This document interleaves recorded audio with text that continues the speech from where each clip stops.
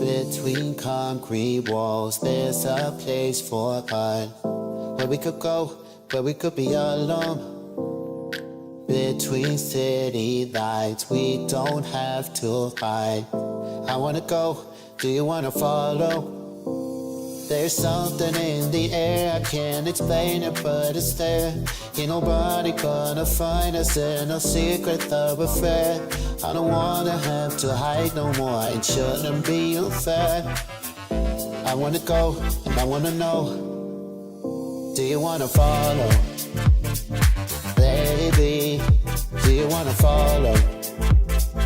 Come with me, do you wanna follow? Baby, can't you see that I wanna go and I wanna know, do you wanna follow? Baby, do you wanna follow? Come with me, do you wanna follow?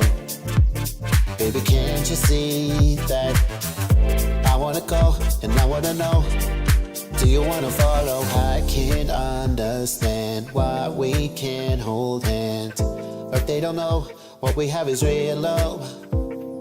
Aren't you sick and tired of having to hide? I know a place, do you wanna follow? There's something in the air, I can't explain it, but it's there. Ain't nobody gonna find us in a secret love affair. I don't wanna have to hide no more, it shouldn't be unfair. I wanna go and I wanna know, do you wanna follow? Baby, do you wanna follow? Come with me, do you wanna follow? Baby, can't you see that I wanna go and I wanna know, do you wanna follow?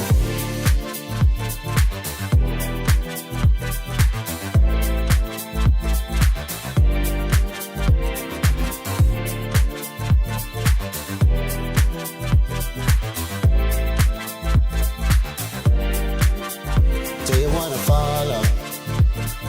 Baby, do you wanna follow? Come with me, do you wanna follow? Baby, can't you see that I wanna go and I wanna know, do you wanna follow?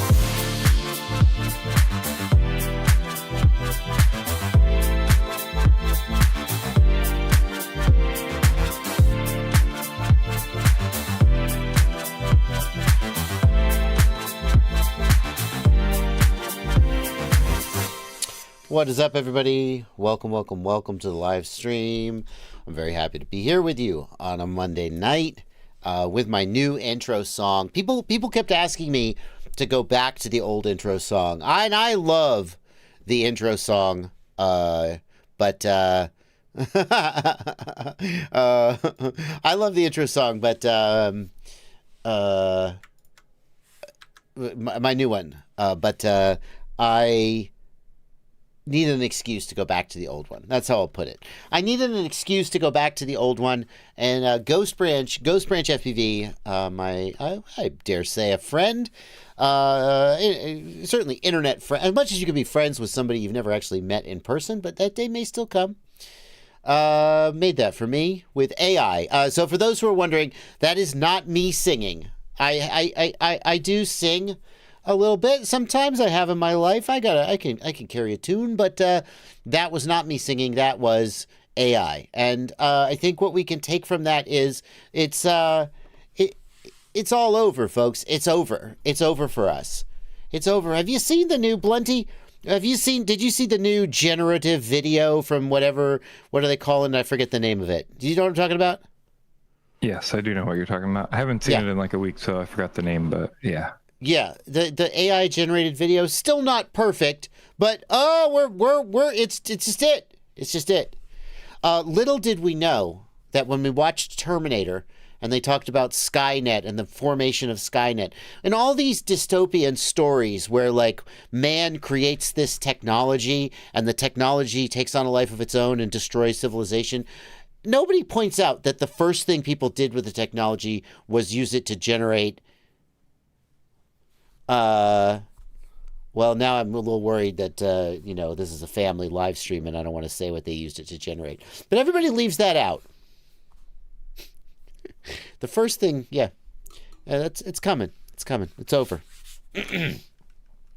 So, Sora, yes, that's right. I apologize for those who didn't see my Sunday stream. I have a cough. I got home from my last trip and my kids were sick, and now I have a cold again. And these days, whenever I get cold, I get a cough, and it sticks with me for a week. And I just fucking...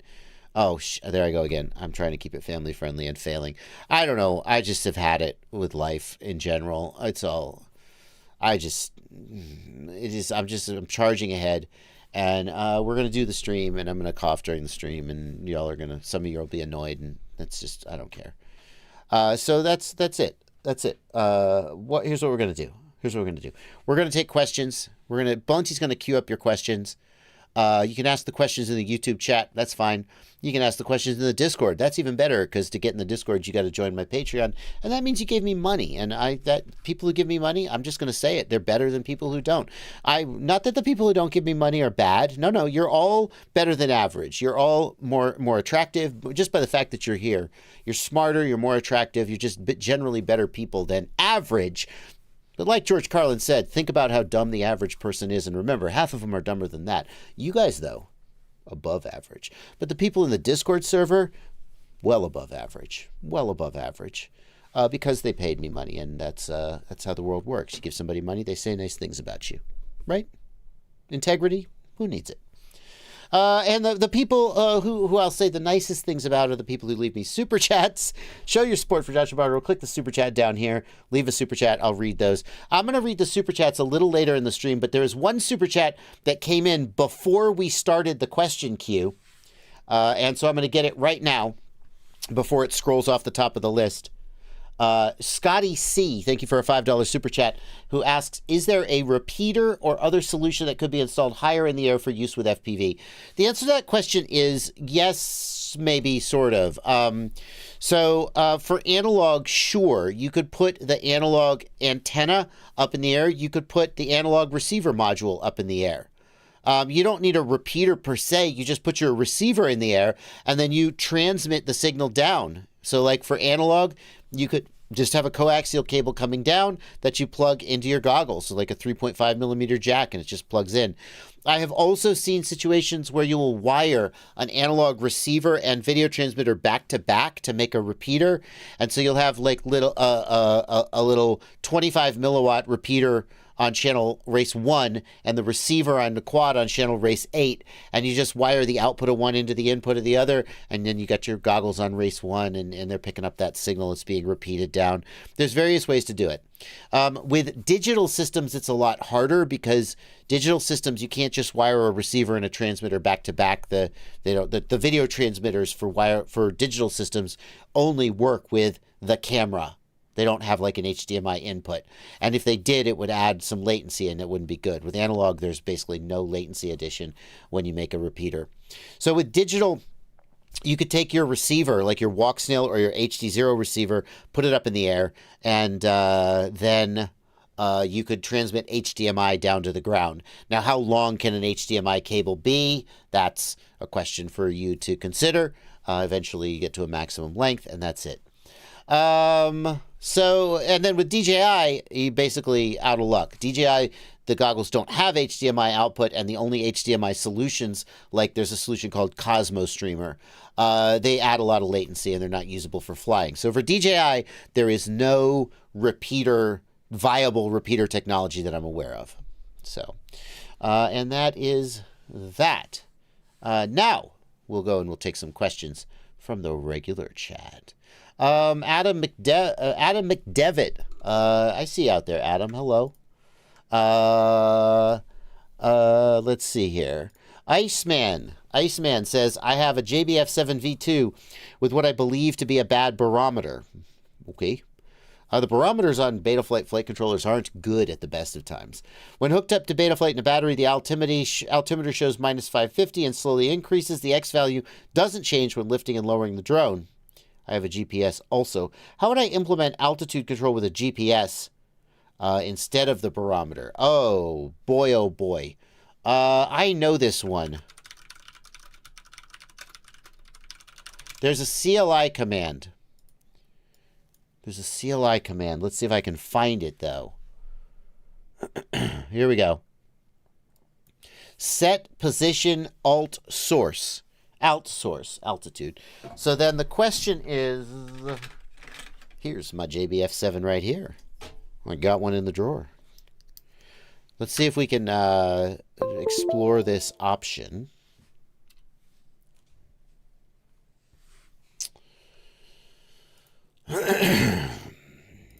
The voice is feeling okay right now.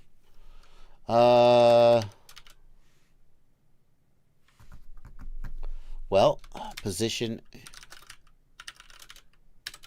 Okay, it doesn't exist. Okay. Oh, shit. This is me. I just realized this is my Reddit account. That's funny as shit. Joshua from the past helping Joshua in the future. Let's see here. This is from 2019, so I guess this option has gone away. Let's see if we got just get alt. Let's see if there are any options that could, like, help us. Altitude prefer baro. Oh, there we go. That seems interesting. Oh, it's a number. That's not very helpful. Oh, what does the number mean?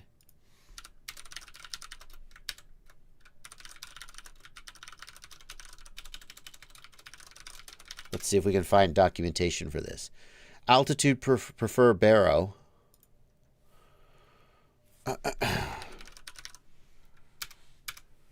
No, it doesn't mean. What does it mean? I wonder if this is a weight between the barometer and the GPS. You cannot turn the baro option. The GUI allows you to turn the baro switch on. Altitude preferred baro equals 100. Okay, so I'm going to wager, and this is just a guess, but I'm going to wager that if you set altitude preferred baro to 0, it will use the GPS for 100% of its altitude estimation. And I'm going to wager that this is a weight of the barometer's altitude versus the GPS's altitude. So what I would suggest you try is set altitude underscore, no, prefer baro equals 0, save, and then see if that fixes it. And this is how we do it, folks. We're freaking flying by the seat of our pants here. Set altitude source. We'll try that. Is that a thing? Position altitude source GPS only. No, guys, I'm seeing in the chat you guys are... No. Look, it's not there. This is Betaflight 441. That's an old option that has gone away. Look, set position. See, the autocomplete has gone away. Altitude alt underscore source. If we type get position alt source, it's not there, guys. It's gone away. It doesn't exist in Betaflight 4.4. Now there's another one someone suggested, which was altitude underscore source. Okay. Let's look at that one. Get altitude. Altitude source. Oh. Well, ain't I smart? Yeah, that makes more sense. What is this altitude prefer baro? I still think that's a weight between the baro and the GPS, but I don't know for sure. But yeah, no, altitude source. Duh. That's clearly what we want. Thank you very much, chat. Set altitude underscore source equals GPS only save. That's what you want to do. Dun, dun, dun, dun, dun, dun. That's not a bad idea anyway, because the barometer on most flight controllers is not great. It's not great. Because you really need the barometer to be like covered with foam so wind doesn't throw it off. But you know, maybe better than nothing, or maybe not. Alrighty. Thank you so much to Layman Board for telling me that option exists. Okay. Gray Hat. My goggles V2 are on WTFOS and I just got an Avata. Having trouble finding the right bind option even if I boot into the bypass or stock firmware. Is this an issue with the older version of the firmware that WTFOS requires? Blunty, am I off? Wasn't this being talked about on the Discord server? I thought I saw someone talking about partitions. Did Gray Hat get help on the Discord server for this? I think people were helping him there. We can just summarize that basically, like, the WTFOS firmware lives on another partition, so you can update and downgrade that separately. So basically, you just want to make sure the whole goggle, like for the V2 goggle, you want to make sure the whole goggle is on 1.07. And then you can still root 1.07 because of the way the root works now. And the way you do that is, if I remember right, tell me if I'm wrong, when you flash firmware to the goggles using DJI Assistant, if you are in the digital system mode, in other words, the WTFOS Caddx Vista mode, it only updates the firmware for that mode. But if you're in any of the other modes, Avata, O3, DJI FPV drone, when you flash the firmware, it updates the whole goggle, all of the modes. Is that right? That sounds right. That's what I believe that's correct. Yeah. So what you need to do is first switch the goggle to O3 mode. Or Avata mode, but O3 mode. Just do that one. Then update the firmware. Then you can go back, and it will have removed WTFOS, but you just reinstall WTFOS. They're still rooted. You're good to go. You do not put the Avata onto WTFOS. You cannot put the Avata on WTFOS. That doesn't make sense. The only clear instructions call it a menu option that isn't in my goggles. I feel like Gray Hat was told this stuff on the Discord and just kind of didn't get it. But hopefully we can get you sorted out, Gray Hat. Moving on. Surface asks, do you ever see an issue where a Walksnail VTX doesn't leave standby mode if the quad is armed? The OSD works fine, so that I figure the UARTs must be connected correctly. Surface, I have heard of this issue. And it absolutely mystifies me. Like, I'm just stumped. And that's kind of cool, because, number one, that doesn't happen often. I don't know if you've heard this, but I know it all. But it's just such an opportunity for learning when you've got a weird thing. Like, there's a quote that says that, the best science doesn't happen when somebody says, eureka. It's when somebody says, that's weird. And this is one of those situations. So what you need to do, I don't know what you need to do. If the OSD is working, I agree. The flight controller is talking to the VTX. Therefore, it should go out of low power mode when you arm. That's it. There's nothing to break. The only thing I can think is that you have to reach out and ask Walksnail. And, good luck with that. I would love to see this be reproducible because are you on Betaflight 4.5 RC2? Ah, that's a release candidate. Maybe it's got a bug. So, I don't know. If anybody has this reproducible, I would love to know the details of how you're able to reproduce it.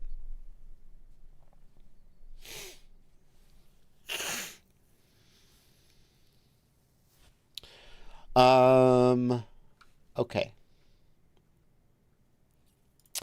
A Hot Ham Sandwich asks, is a FRIA open to the general public once it's established? So for those who don't know, a FRIA is an FAA recognized? No, registered? FAA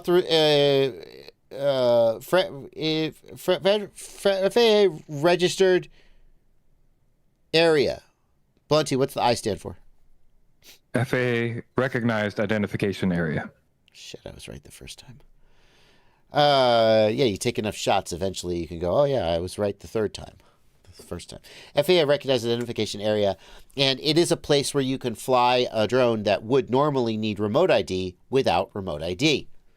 For those who have no intention of putting a remote ID on their drones at all, this doesn't really matter. All of life is a FRIA for you, right up until the FAA finds you and finds you. Haha, get it? Finds you and finds you. Little wordplay there. Yeah, but that probably won't happen, so who cares? But my house is a FRIA. We applied for my property to be recognized as a FRIA a little while back. And thanks to the continuing efforts of the FPV Freedom Coalition, the FAA agrees that my house is a FRIA. And what that means is that anyone who flies a drone recreationally, Part 107 operators still need remote ID because F you, that's why. But anybody who flies at my house recreationally doesn't need to have remote ID on their aircraft. Isn't that cool? But the question is, does that mean that anyone can come here and fly? And the answer is no! No! No, this is still my private property. A FRIA doesn't mean that you have to open the whole property to the community or anybody. Obviously. As we discussed in a previous live stream, some people have gotten FRIAs approved for property that they don't own. Now, this is public property, like an office park. They applied for the FRIA. The FAA looked at it and said, yeah, it seems like it's okay to fly here. We think you should be able to fly here without remote ID. And they approved it. Now, you still can be trespassed and kicked off the property by the owner of the property, but the FAA will not ding you for flying there without remote ID. That's all a FRIA means. Okay? Now, I would like to say, I was on a walk this morning. I was on a walk outside my house. I just walk up and down my street. It's a little country lane. Just take it, enjoy the weather. And I found this.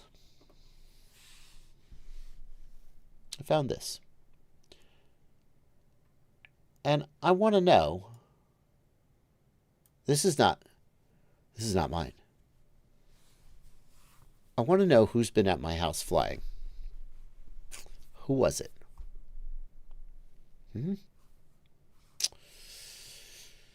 Because if this was me, I think I know what quadcopter this came off of. That is exactly right. Justin Miller, Gold Star. That's from an iFlight Nazgul.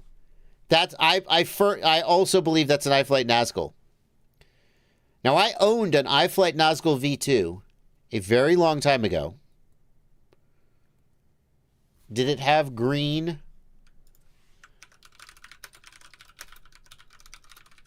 Did it have green protectors on it? That's the Evoke. Where's the Nazgul? Nazgul Evoke, Nazgul V3, Nazgul Evoke. That's the Evoke. Evoke. Where's the Nazgul? I know I reviewed the Nazgul. I know I've flown the Nazgul. I know I owned a Nazgul. Here we go. iFlight Nazgul. What's the date on this? $200. Oh my God, what a time. What a time to be alive. 4 years ago. That wasn't that long ago.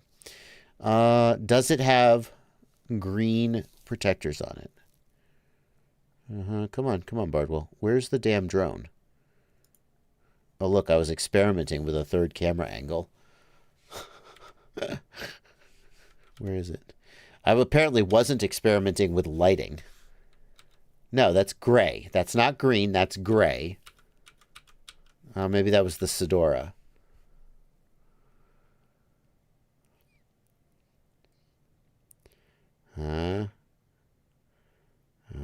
No, orange. That was the Sedora. The Sedora was orange. I actually remember that. So it wasn't green. Therefore,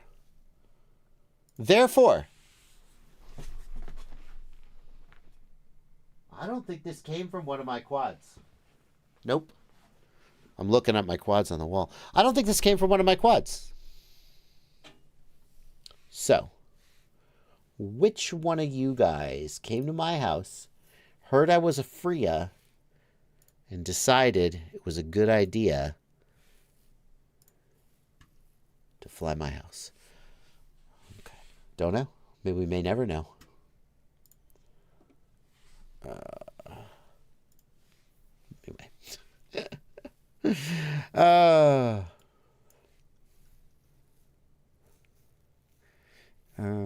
Maybe somebody else came over and visited.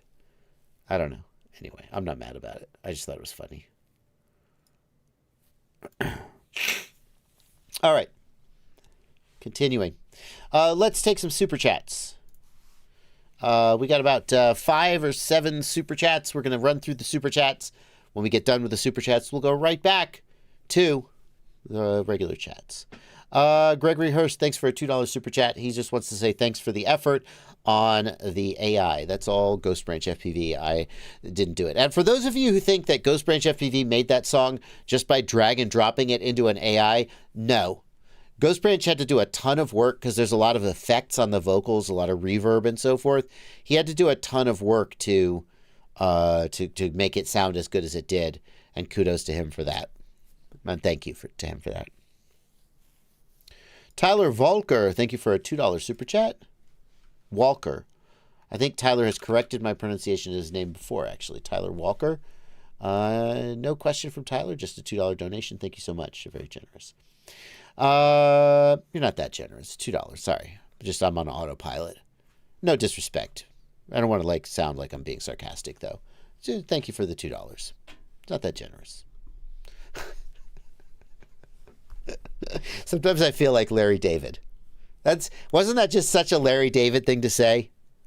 $2. It's not that generous. Come on, Larry. You got to say thanks to the guy. I said thanks, but I'm not going to call it generous.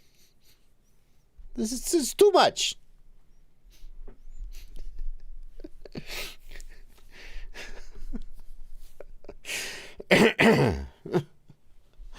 No, you don't watch Curb Your Enthusiasm? Okay, it's just me.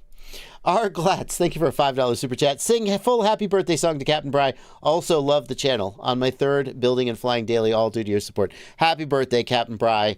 I'm not going to sing. Thank you for the donation, and happy birthday to Captain Bry.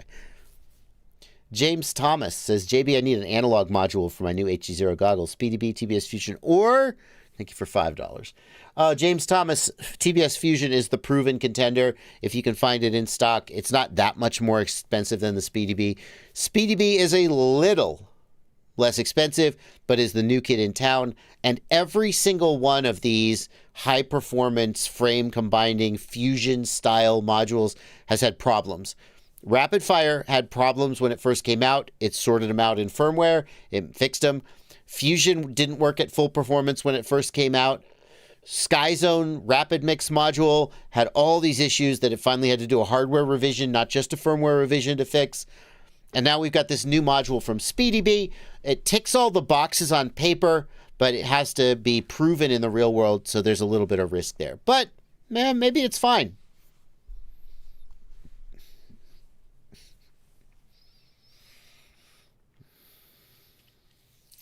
Martin Tanley, thank you for a $20 super chat.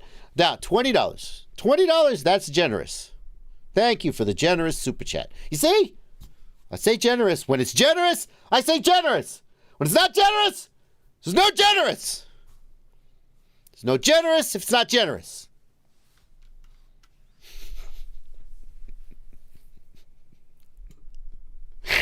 Warsec was my email, and I always said I was going to donate, so I'm happy to catch you here and send you this well-deserved money. Thanks for all the help along the way of my newly discovered journey. You're excited for the new Mobix Eco. What's a Mobix Eco? Ciati's not here. Nick Sebring, you know about micros. Is the Mobix Eco the 2024 Mobix?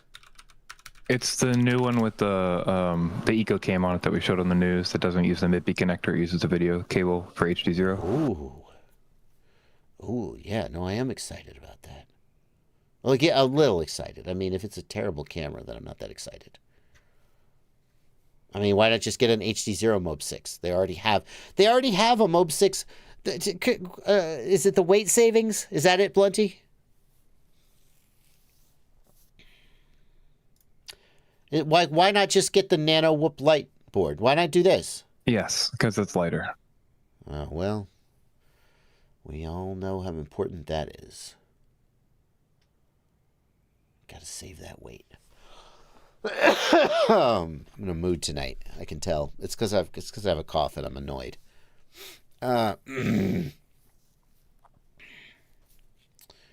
Ciati, I reached out to Happy Model and I asked him for the 2024 Mobula 6 that you said was so good.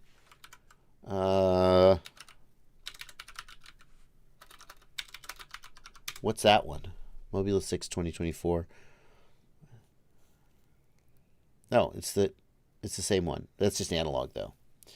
We're gonna see how that does on my RayScout performance. They're gonna send it to me. Interestingly, they said they would send it to me. I hear, and I didn't say this. But Pavel Spikowski said this.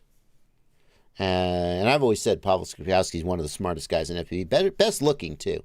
Some people call him the Polish Joshua Bardwell. I say I am the American Pavel Spikowski. You know, you take it how you want it.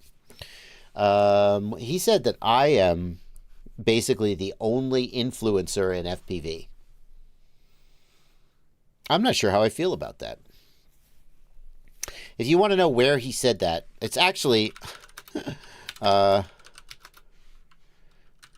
it's actually a really interesting, I thought it was interesting, video.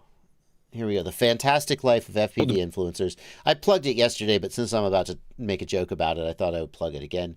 Fantastic Life of FPV Influencers. He talks about the things that go into being a YouTube channel and an influencer, and basically says that almost no one in the FPV space is big enough and or has enough pull to be an influencer, and basically argues that the FPV space today doesn't have enough money and demand floating around to justify the existence of influencers. That the days when you could just pump out YouTube videos, pump out affiliate links, and collect money are basically gone. And he's, I think it's sorry about that. That was my unplugging the USB. I apologize that if that sound went out over the stream and made you think that something was up. You're right, actually. Pavel said Mr. Steele was also an influencer. That's true. I forgot that part out of self-aggrandization. So I apologize for that. There was one other. Who else did he say? It was me, Mr. Steele, and who else did he say? I forget. Was there a third one? You just watch the video, but that there's just not enough money floating around, basically. And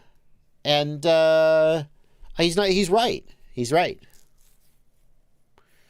And I left a comment to that effect. I'm not sure how I feel about being an influencer. Like, obviously, it's gratifying if you know that people care about what you say and use the things you say to make decisions. But then, like, you know, like Spider-Man, great power comes with great responsibility, and you start to... it's easy for me to kind of become paralyzed with the responsibility of knowing that people will hang on the things I say.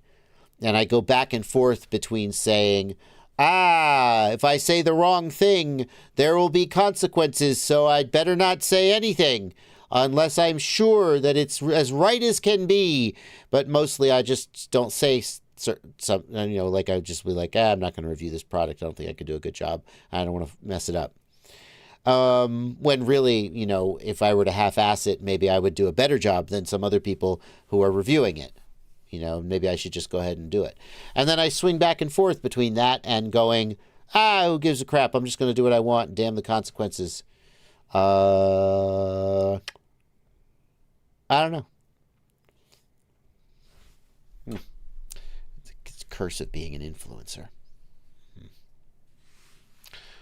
He also named Rotor Riot and Flight Test. There you go, Archangel. 2 companies. Yes, that's valid. Anyway, it's a pretty cool video. He is right that in the 2018 timeframe, FPV was popping off and there was a lot of money going around. There's a lot less money going around now.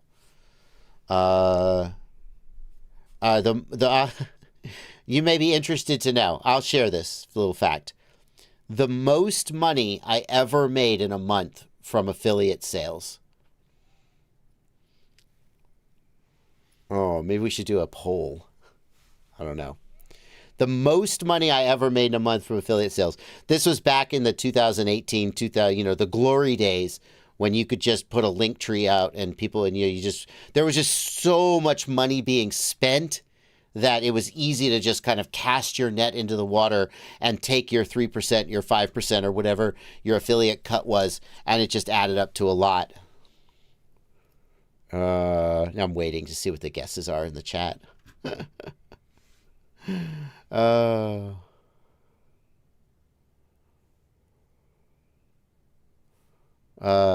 It was around 30 grand. That was around 30 grand in a month. It was a pretty special month. But those days are gone. Sadly. Sadly.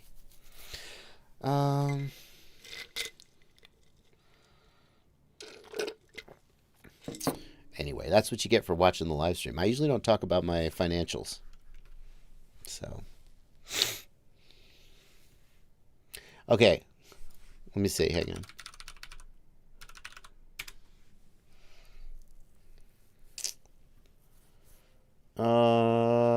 Let's see here. Hello, Joshua Bardwell. Oh, where's like the affiliate center for Banggood? Account management, my referrals.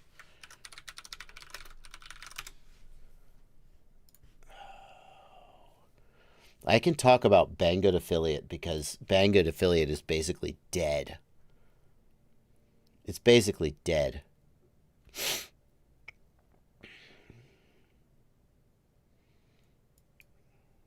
Yeah, like I don't know what changed, but nobody shops at Banggood anymore. Like here, for example, here is last month for Banggood for me.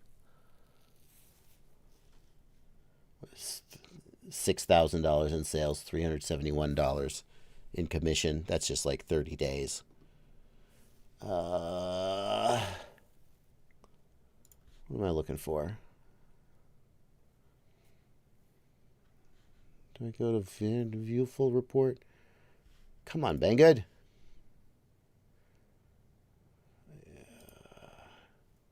There used to be a place where you could find your lifetime commission for Banggood.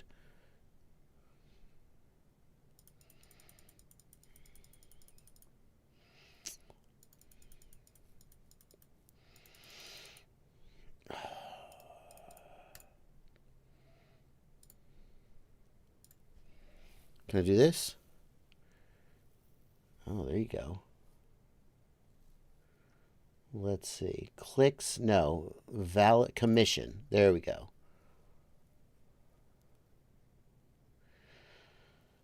What is this showing? That's not helpful. Sorry. I'm trying to... Nope. Well, it's gone. Oh, well.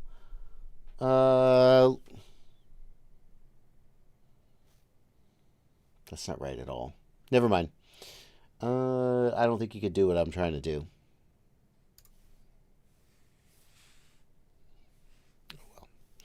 Oh, there you go. That's what I was looking for.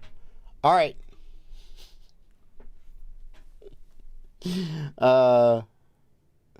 Yeah.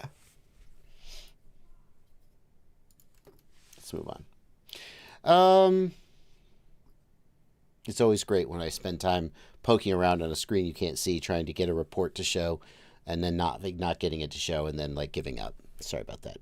Boner Camps RC, thank you for a $2 super chat, and you're banned from the channel because where is Boner Camps? Bunty, if you can find. Yeah, okay, great.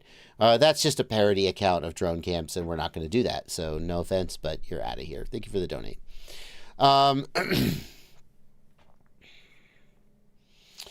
Anthony Marsh says, I have a Diatone Mamba F740 AIO Basic. My OSD flickers. What should I look for? Thank you for a $5 super chat. If it's, I assume it's on analog. Usually that is electrical noise causing fluctuations in the video signal, and specifically the sync pulses. And like a capacitor can sometimes solve that. Cleaner power for your video transmitter. I would start with a capacitor. If you're not sure if your capacitor is up to date or if it might be damaged, definitely do that.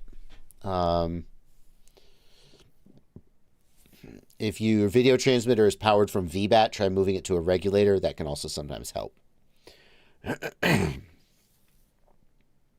Sunshine, thank you for a $5 super chat. I just started using GyroFlow and my flippy floppies and hard banking look jello-y or wavy. Can you look at the footage in Discord? I can, but I don't know how much I'm going to be able to help you, Sunshine.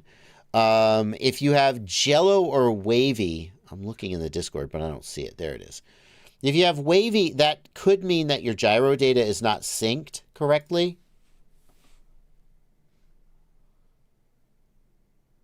I'm looking for a flippy flop. Looks okay here.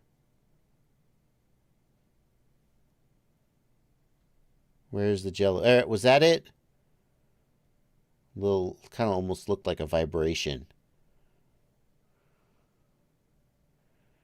Where's the flippy flops? Is this a flippy flop?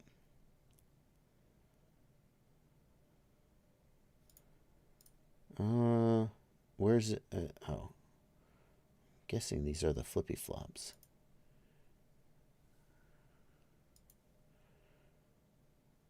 I'm not sure I'm seeing it. I don't see. It's a bright sunny day, so motion blur shouldn't be the problem.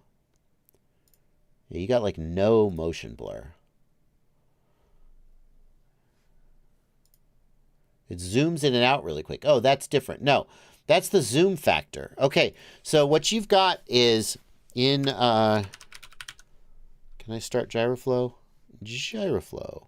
The zooming is just part of how GyroFlow works. Yes, that's exactly right. What happens is... let's see. Do I even have a video file I can use? I'm not sure that I do. No, I don't have a video file that I can use. What if I go to my archive drive? Hang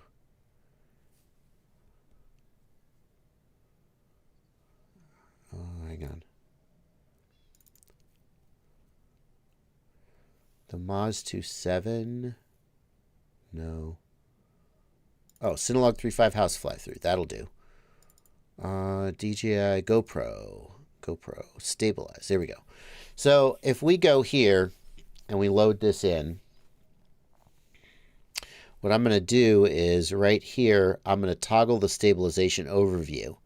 And that is going to show, this is the viewport that will be rendered out, right?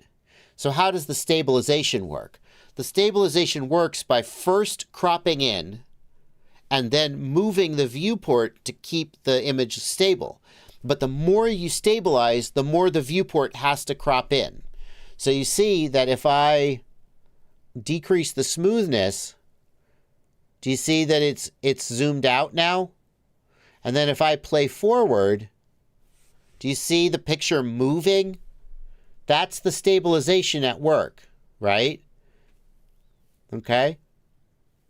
And the faster I'm moving, the more it has to zoom in because it has to be more aggressive with the stabilization. So what you can do is you can change the zooming speed, or you can decrease the amount of smoothness. Those are your only two options as far as I know. By decreasing the smoothness, overall it will zoom out. Okay? But you'll get less smoothing. By changing the zooming speed, it will cause it to zoom in and out slower so that you don't suddenly see it zoom in rapidly during a move. Instead, it will slowly begin to zoom in leading up to the move and zoom out leading out of the move. And then what you can do is you can click this button, toggle stabilization overview right here, and then you can see not this, but you can see this, so you can get an idea of how much it's zooming in and out, right? And you can play with it. The other thing you can do is you can play with the FOV, right? But the thing is, if you force the FOV out too far, do you see that you get these spots here? These are spots where it's zoomed out so far that this black border is going to be in the shot, and you don't want that. So generally, you should leave the FOV at 1.0 and then adjust the smoothness to adjust how zoomed in you want it to be. Chat really wants you to know that there's a static zoom as well. Yes. Okay. So yes, I'm aware of that, but I don't like to use the static zoom, at least not for freestyle content, because like if we, I wish there was a way we could see the zoom level in the graph. I don't know. For all I know, you can, but like the problem is that if I choose the static zoom, then it has to be the most zoomed in it will ever be for the whole shot. And usually that's way too zoomed in. It's like super zoomed in. And it's like, why would you do that? Why? I mean, if you have a relatively consistent shot with no like sudden fast moves, then you could set a static zoom and then you won't have any zooming. Great, perfect, wonderful. But like for freestyle, there's always going to be those flippy flops, and then you're flying smoothly, and you really don't want to use a static zoom, in my opinion. Is there any way to keyframe zooms on this? Absolutely, yes. So could you keyframe statics to different parts and make the zooming smoother through that, or will it not let you do that? Yeah, you could. Okay. 99% so sure. If you really wanted to manually dial it in, you could set through the flight. You could set these different static sets for different movements or shots, and only have movement where you only really needed it, right? You could. Okay. I feel like that would be a giant pain in the ass, but you can. Like where's the keyframing? Where's the keyframing, guys? Can I right-click Add Keyframe? Where's the keyframing? I've forgotten how to use. Forgotten now the chat. 5 seconds from now, the chat's going to tell me where the keyframing is. I've forgotten how to use gyroflow since I made this video. You 100% can keyframe it though. Where the frick is the keyframing? Really, no, none of it. Okay, we're right here. Nope. Control click. You totally can keyframe the zoom, which means that you can get the zoom on the graph too. Oh well. This isn't a gyroflow tutorial. My recommendation is, unless this is an extremely important piece of work where you absolutely must like manually keyframe the whole thing, my recommendation is play with the not the FOV. Leave the FOV at 1.0. Play with the smoothness to get the FOV where you want it, and then play with the zoom speed. Oh, dynamic zooming. Play with the zoom speed. Like some people feel like a 4 or 5 second zoom speed is better because it won't just suddenly zoop in like that. I don't know. And then I think if you set that longer zoom speed, it knows that ahead of time, right, when it's mapping it out. So it doesn't like get itself out of the way or whatever, right? It'll just maybe stay zoomed in more than it would to save it from going out. Yeah. What you could do with keyframes is you could time the zooms.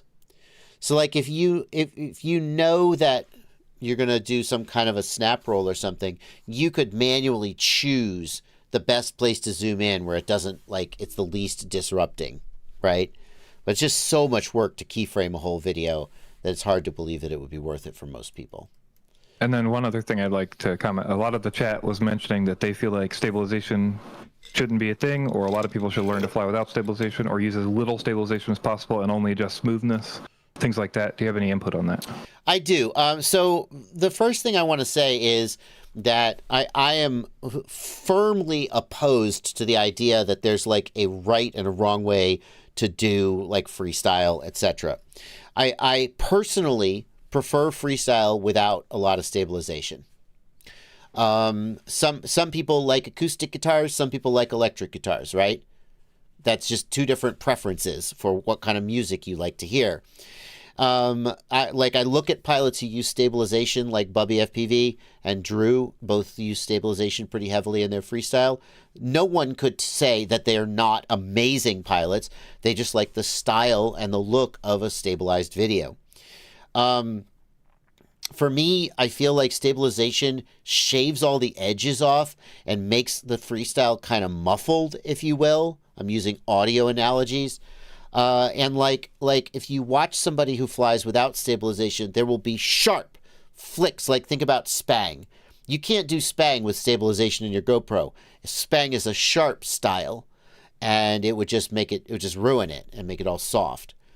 And so I like to see the sharpness mixed in with the smoothness.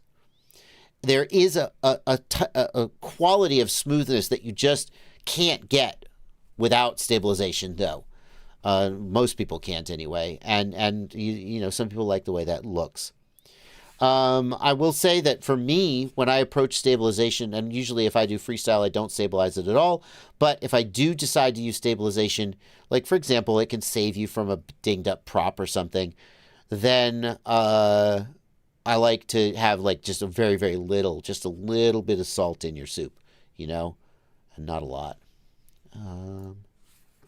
So, yeah. The great thing about Gyroflow is you can just go back and change the settings, and you can re-render it and see if it looks any better. Okay. Continuing. Ooh, a bunch of super chats have come in. Let's continue with the super chats. Thank you for a 10-pound super chat from Eat Your Veg.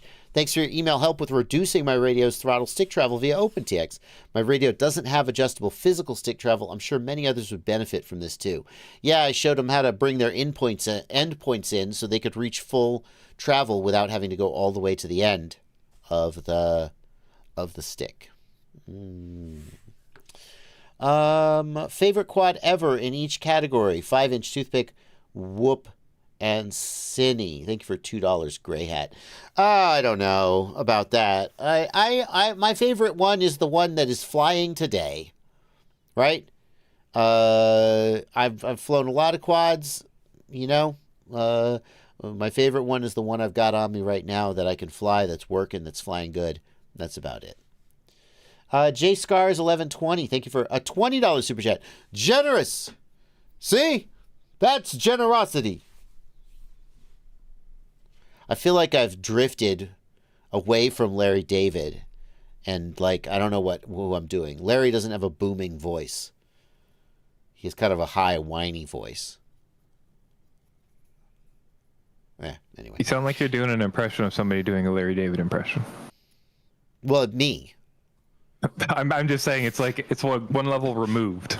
Like you've taken the up on his voice and then you've emulated the up on his voice, which isn't actually how he does it. That's actually even harder to do it. Have you ever seen an impressionist do an impression of someone doing an impression? You know, it's like Marlon Brando doing John Wayne. Like that's like the hardest. That's like a master of impressions can do that. That's what I'm doing right now when I do my Larry David. So you're welcome. You're lucky to be here. Hi, JB and Blounty. I will say that here in Tennessee, we have Blount County, and it is spelled B-L-O-U-N-T. So technically, he has spelled Blunty. He did apologize in the chat. I have to make note of that. It's not a big deal. I just thought it was funny. I've encountered my first VTX issue today. AC0 Whoop Light has very fuzzy video after a crash with very low battery. My guess is that your camera's out of focus. Posted details in the Discord, so let's take a look from J Scars.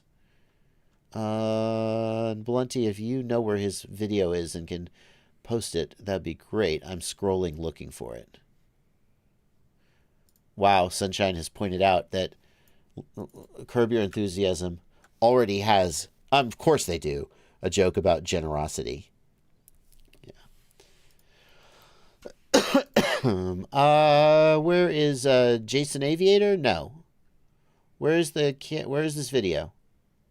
I'm not finding it. I'm all the way back to the beginning of the stream. It's a thread in the troubleshooting section, he says. Oh, it's not in the live stream chat. Okay, hold on. Let me find it. Whooplight fuzzy video. In case you don't know, my Discord server has a troubleshooting forum where people ask questions and hopefully get answers.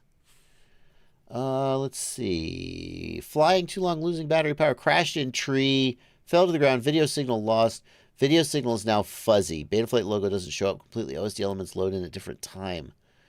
VTX menu doesn't load. I'm going to skip around. I flew for about 10 seconds. So it's not a, oh, shush now. It is not, can I see your video? It's not, oh my God, what are we doing? I just want to see that, what the frick? Is it just super short? Why can I not full screen this? Full screen. No? Okay, well, F you.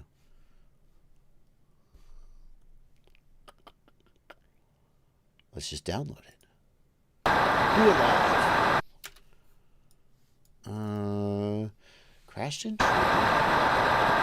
So I don't think it. Why does your video look like a circle? What's going on there? All right, fine. Everything's working here. Inside the fence, hell yeah. Justin. I know that feeling. Okay, so fuzzy as in static. And the VTX isn't loading. So the reason that the OSD isn't loading is that the OSD is transmitted digitally along with the video signal. So if your video signal is really bad, then your OSD also won't load. It seems like your video transmitter was damaged in the crash. I mean, let's see. I don't know if I could be more specific than that. Like the thing, here's the thing. If a problem starts after a crash, then people are always like, well, should I check in Betaflight? Should I change my firmware? And it's like, no, the problem started after a crash, therefore something broke in the crash. Physical damage happened during the crash, and now something is broken. And you have to ask yourself, what is broken, right? I feel like that's like a pretty solid troubleshooting axiom. And I hesitate a little bit because, like, when somebody brings you a broken quad, it's really easy to just go, well, you replace the flight controller, replace the ESC, replace the motor. And, you know, that's not always the right answer. In fact, oftentimes it's not the right answer. But in this case, and Blunty, you do a lot of troubleshooting. Do you feel like I'm on the right, making a good recommendation here? Or would you go a different direction? Yeah, I mean, at this point, yeah. I was actually dealing with chat and queuing questions, but I'll just say my quick summary of what I would say here is just make sure that once you check everything physically, then there's nothing else left to do because you know the software is okay because you were just in a crash and it was working fine before. Right, so it can only be physical wire damage, some kind of board component breaking, or the VTX breaking, or something like that, right? So you kind of have to work through process of elimination to try to decide that. And if you don't have replacement parts, unfortunately, it becomes a place where, like, oh, you're going to have to try to replace something, or going to have to try to reseat things or resolder things until you figure out, you know, what's wrong here. Yeah. So, like, inspect for damage. Damage has happened. But the thing is, if it was damage to the wiring, well, it has to be the antenna or the video transmitter. That's it. It can't, there's no like, the wiring to the camera won't make your video signal be weak. It'll just make your camera image not show up. Is there some world where the ground crosses over to something and you leak a volt into ground and now you have, right? Maybe. I know what you're saying, but maybe. Yeah, plausible. So inspect it for physical damage, but I hate to tell you this, the Whoop VTX is not the most durable of DTXs. And I think that there's a fair chance that the VTX has just died and it needs to be replaced. Yeah. All right. Now I have to go back to the live stream chat to get the chat back up for us, Blunty. Hold on. There we go. Now it's back. Okay. Now it's back. Yeah, I had to click away there. I should have opened it in a separate window, but didn't think to do that. Jeff C. Views asks, best 3.5-inch frame and motor, in your opinion, for freestyle. Thank you for a $5 super chat. Jeff C. Views. The Volador, the AOS 3.5, very good. The Volador 3.5, very good. As far as motors, what's the best 3. You know what? I've got a web page, fpvknowitall.com, and there's a page there about sub 250 gram. I'm a little bit scared to scroll down here because I just recommended 2 frames, And I just thought to myself, have I thought to add those frames to the website since I decided that they were worth recommending? And I'm afraid the answer is going to be no. And then I'm going to look like a loser who doesn't update his website as often as he should. But I talked in a previous live stream about how self-awareness is the ultimate superpower. And knowing that I'm a loser who doesn't update his website as often as he should, I should now have no fear of revealing that fact to you. And maybe I'll get lucky and they'll actually be on here. I'm pretty sure the Volvador's not on here. The AOS might be on here. Let's see here. Frames. Come on. Yeah, the AOS is here! But not the Volador. All right, I got to add the Volador. All right, half-half. So here are some frames. Quadmula Siren F3 is a solid choice for a 3-inch. QAVS Mini 3-inch. It's okay. It's okay. I might pull this one. It's a little heavy. The Apex Micro 3-inch, very good. The GEP-RC ST35, I'm going to tell you the main reason it's here is because you can buy it from Banggood, and so it's available outside of the U.S., except it's not, because it's not available anymore. So I'll probably pull that one. And obviously that's not a 3-inch, that's a 5-inch. The AOS 3.5, also quite good. So, now, you didn't mention 250 grams. So, we're going to assume you're going for 3.5-inch, but you don't care about 250 grams. Ciotti loves the X-Nova 1804 motor, which since Ciotti worked on this page, that motor's going to be here, right? Yeah, it is! Ciotti helped make this page. And here's some other motors you could use. For 3.5, you're going to want to go with the bigger motors, like the P1604, the P1804, and so on. Don't go with a 1507. Bad choice. Bad choice. 1507s used to be like a standard 3-inch, 4-inch motor. These other dimensions, these other geometries are way better. Okay. Gross J38 asks, last time I flew FPV was on F1 boards. Just did the maiden on the QAVS JB edition. Thanks for getting me back into the hobby, and thank you for a $10 super chat. Glad to have done it. I'm very proud of the people who've gotten into the hobby through my tutorials. James Thomas asks, your thoughts on the Impulse RC Micro Apex frames versus the Axis Manta 3.6? Thank you for a $5 super chat, James. Well, we just looked at the Impulse RC Micro Apex, and like, what is there to say about the Apex, right? It's freaking amazing. It's like hard to go wrong. I guess one of the things you could complain about is the price, but pretty solid, right? As far as the Axis Flying Manta, it's, let's see what we got here. So the Manta frame, let me see if I can find just the frame.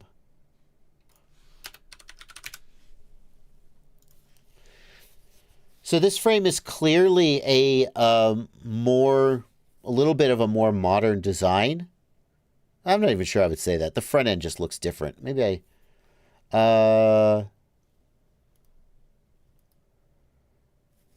Well, let's get the Axis. Not the Axis flying.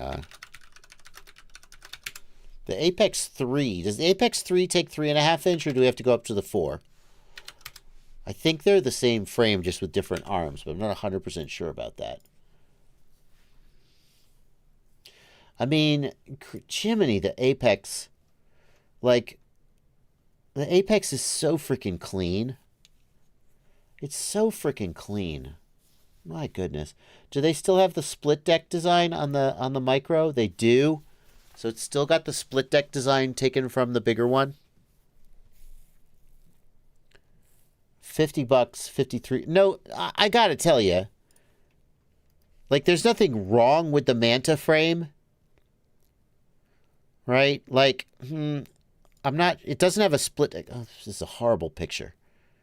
It doesn't have a split deck, which may give it worse resonance characteristics, but the resonance characteristics are a little bit less of a big deal on micros.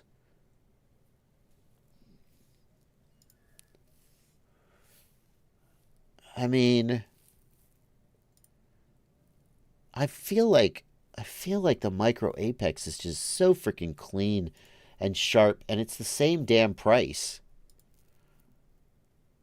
I feel like it's the winner. You don't get the metal front end. I don't know how much you should care about that, but you don't get the metal front end. I like the dimensions. Like this, I don't know if this one is extra roomy in the back for a reason, but like the Apex's dimensions are just so pleasant. I don't know how to put it.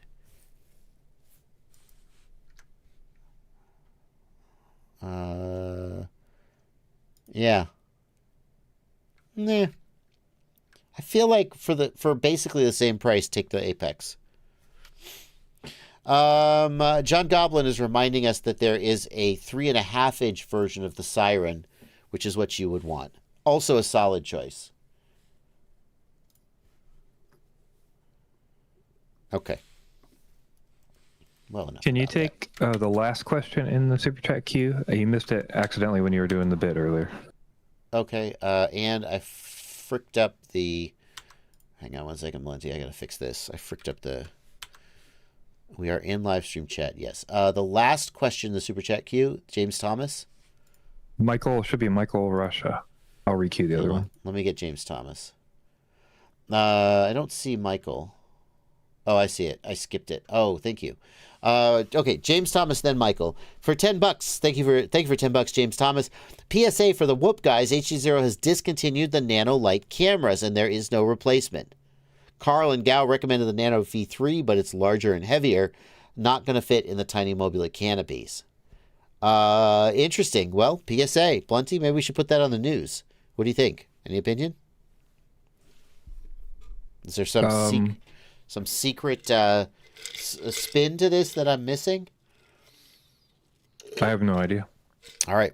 Maybe we should reach out to Carl for a comment and put it on the news the next time we do the news. Yeah. Michael Rajka. Rajka? I feel like I'm pronouncing that wrong, Michael. Michael, sorry for missing your super chat. I just somehow scrolled past it. Thank you for $5. Is there any work being done on the Express LRS Radiomaster receivers that Traxxas has on theirs, but unfortunately unable to bind to the MT12? Michael, you should be aware that Radiomaster's 4-in-1 radios are using code from a third-party project. The third-party project is called Pascal Langer, and Pascal Langer has been running the 4-in-1 code base for years now. So Radiomaster has no direct control over which receivers the 4-in-1 radios will and won't bind to. And Radiomaster is not the only one using the 4-in-1 project. Lots of other vendors do. And they're all sort of beholden to this. So it's this weird thing that we do in FPV where we take these critical pieces of software that we cannot live without, like EdgeTX and OpenTX and Betaflight, and we let people maintain them for free in their spare time, open source. And that's a little bit not disingenuous. This is a little bit misleading, inaccurate. Because a lot of times these free open source projects, you'll get a manufacturer like Radiomaster, and they'll go, our whole company stops existing if EdgeTX goes away. And then they will contribute code or they will financially support the project. Okay, so there's a little bit of give and take there. If I were Radiomaster, and by the way, Radiomaster is smart enough to have figured this out, and either Radiomaster is already doing what I'm about to suggest, or there's a reason they're not doing it that I've overlooked. So nothing I'm about to say should be taken as criticism of Radiomaster, who's done a damn fine job running their company. But I could imagine being Radiomaster and going, hey, this MT12 radio, it needs to bind to all these other Surface radios, and going to the devs of the 4-in-1 project and saying, what is it going to take to get this support? Do you need money? Do you need hardware? What do you need? Now, right? But I don't know if that has been happening. And I don't know to what degree there is an active effort to support more Surface radios on the MT12. All of which is to say that the situation is more complicated than just Radio Master make radio. Therefore, Radio Master make radio bind to more things. There's several different entities involved. And then number two, like, I don't know to what degree that is or isn't happening, but it seems like it ought to be happening. Continuing. Bannister Post, thank you for a $5 Canadian. Broke the LCD on my Hoda 6, tried 2 times to buy replacements, only to have them cancel and refund. Where else can I get one? Well, I'll tell you this, Bannister Post. Someone emailed... I'm shocked that this isn't you. Someone emailed me recently saying, where can I get a spare screen for my... I think it was a Hoda D6 charger. And I said, I don't know. And he said he reached out to... I shouldn't say this because now you're going to do it too and they're going to be mad at me for... But I'm going to tell you anyway. He said he reached out to Race Day Quads and they had some broken ones in the back that had been returned. And they just sent him one and let him pull the screen out of it. That wasn't you? You're like the second person I've met in a week who has a broken screen on a Hoda 6 and can't get a spare? There you go. Try emailing support@racedayquads.com and say...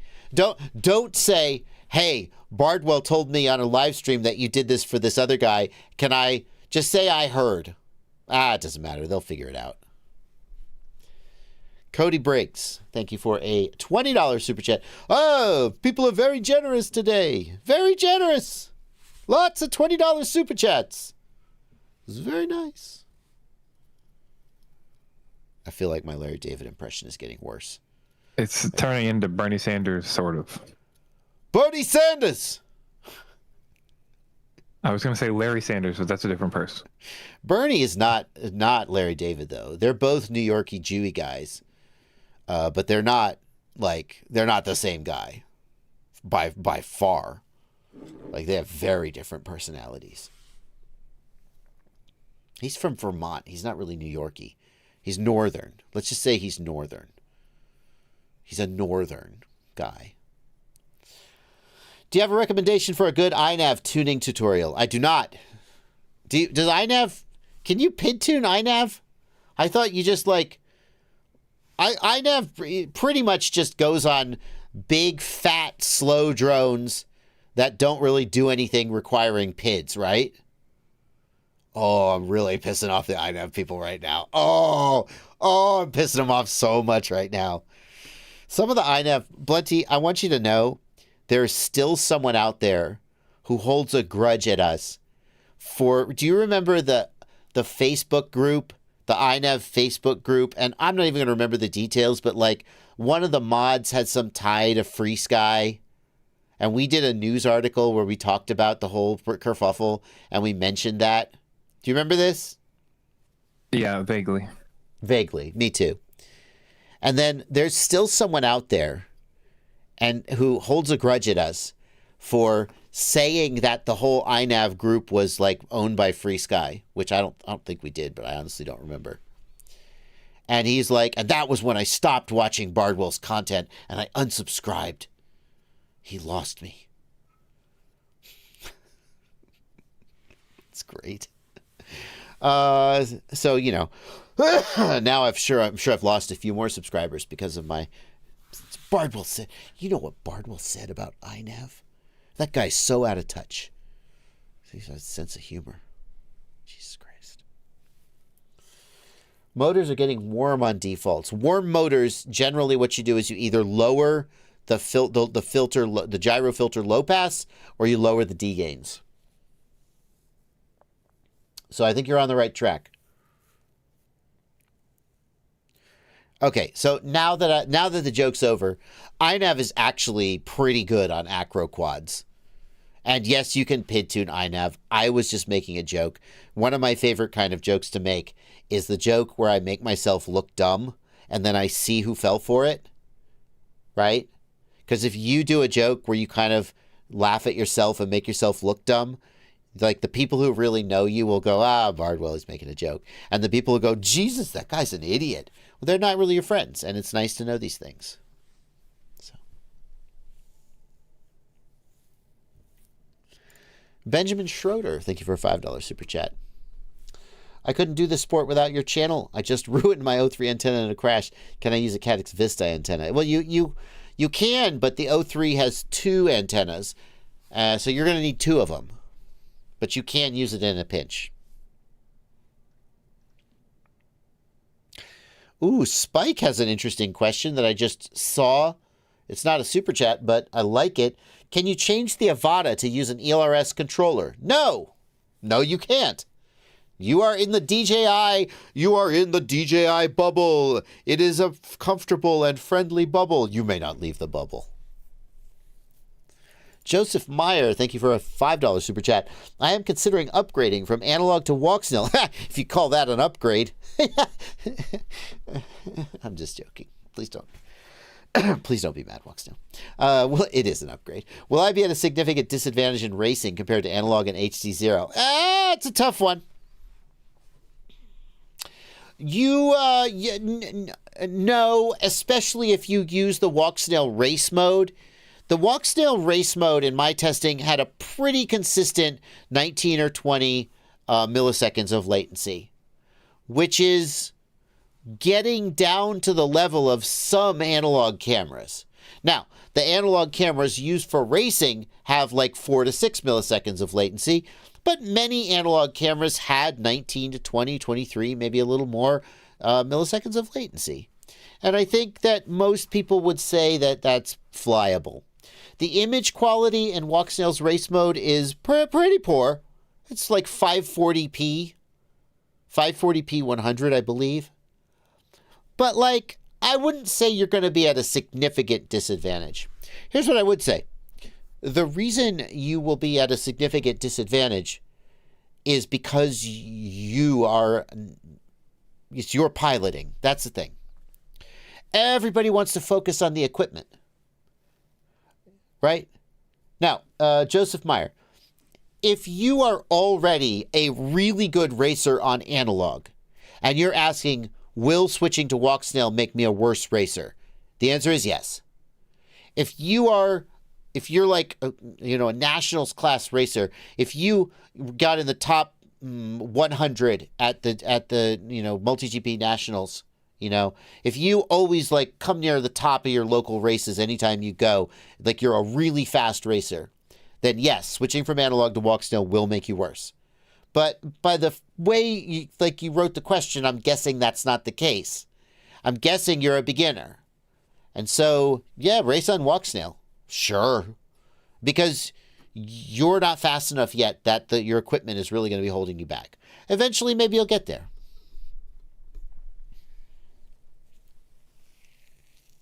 Don't gate timers work only with analog? No, Zippy, not at all. Good question, but the answer is no. Gate timers just detect signal on channel. Now, the reason that people think digital systems have problems with timing systems is, first of all, the original DJI system used slightly different center frequencies, so the channels didn't line up. Okay? The HD0 and walk-snail don't have this problem. Walk-snail in racing mode and HD0 use the same frequencies that the timer expects. The other reason that digital systems have this issue is that the goggles also transmit, which can throw off the timer, and the output power of the VTX can change, and that can throw off the timer and cause false reads. But if you are using walk-snail or if you're using HD0, you should be good to go. If you're using DJI, you may have issues. One IFPV says his equipment's going to hold him back when he actually tries to race with other people. I see what you're getting at. That really depends on the race organizer. If the race organizer is going to treat a digital pilot just like an analog pilot, then yes, there will be problems. Because they're going to sit the digital pilot down in a chair, and he's going to be 2 feet away from an analog pilot, and his goggles are going to smash the analog pilot and make problems. So race organizers need to know how to handle digital goggles. HD0 doesn't have that problem, but walk-snail and DJI do. If the race organizer isn't prepared for that, there will be issues. So I guess, Joseph Meyer, there is an argument to be made that you will have a smoother experience racing on analog than on digital, because many race organizers are just not prepared to handle digital competitors. And by the way, HD0, good to go. But Walk Snail and DJI can create issues. Socks and Rocks, thank you for a $2 super chat. Impulse 3.5 versus AOS 3.5. Tuning AOS 3.5 with Excel. Tuning fun? Yeah. Yeah, maybe. That's an interesting idea. Do 2 identical builds, one with the Impulse, one with the AOS, and see who has better gyro data. That's an interesting idea. It's an interesting idea. I'll think about that. And that is it. We are caught up with the Super Chats. Yay!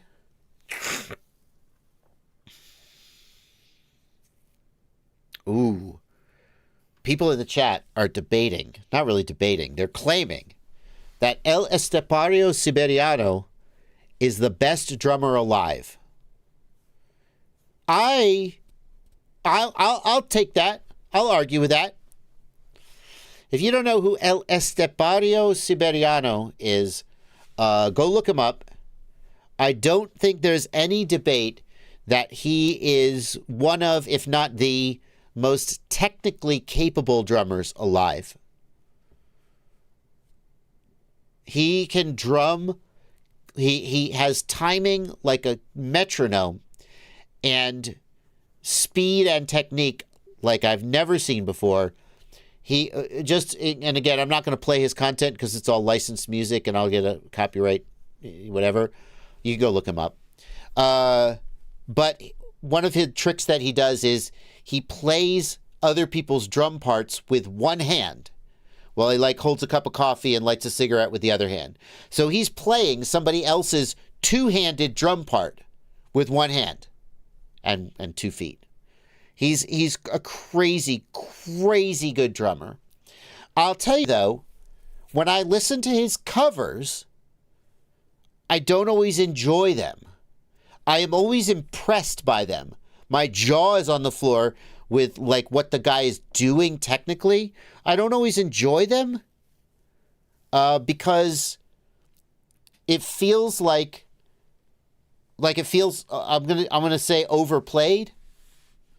Like his style is that he's playing 5 times as many notes as anybody else in the same amount of time, and it's incredible. But sometimes I wish he would just lay back a little. But that's just not his style. So, respect. I respect him a lot, and give him all the props that he's due. But I wouldn't like to go to a concert where I listened to his band play for an hour and a half, because I think his drumming is almost exhausting. After you get over being amazed by it, you're like, okay. It's just like in the face. It's too much. Anyway. Yeah, but I like to argue. Larry, they're saying you said Estepariano Speriano is not the best drummer alive, Larry. He's pretty good. I don't really like him.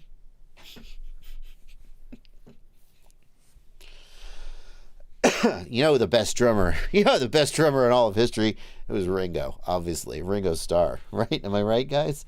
Am I right?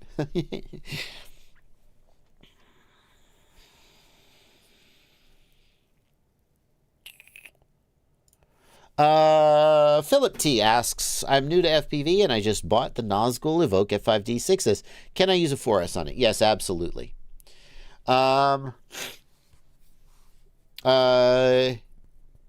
You can always run a 4S on a 6S. You'll just get 33% less thrust, which is fine. Yeah, Aber, no one can take away his capabilities. I'll say that, his ability to make one tom sound like 4 toms, just incredible. Like, you can't take away from the guy.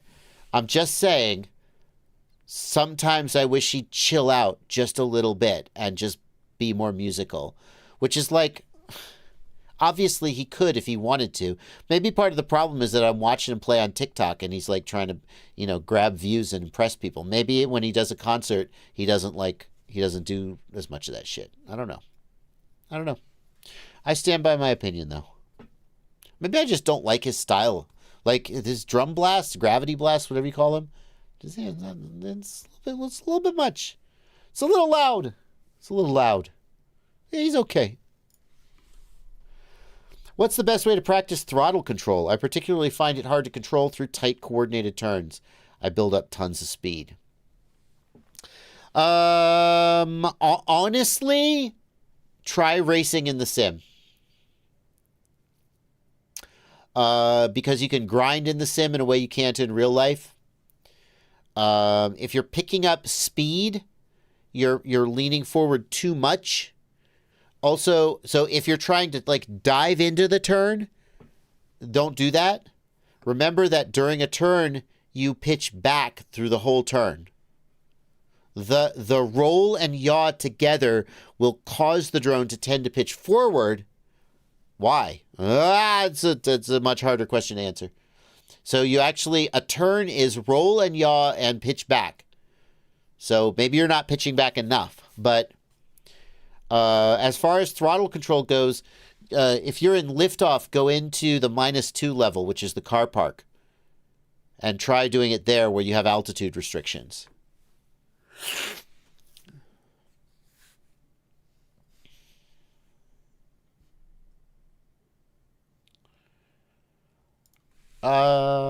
Playmate asks, my Cadix Vista Lite in this PC storage has 2 drives not accessible.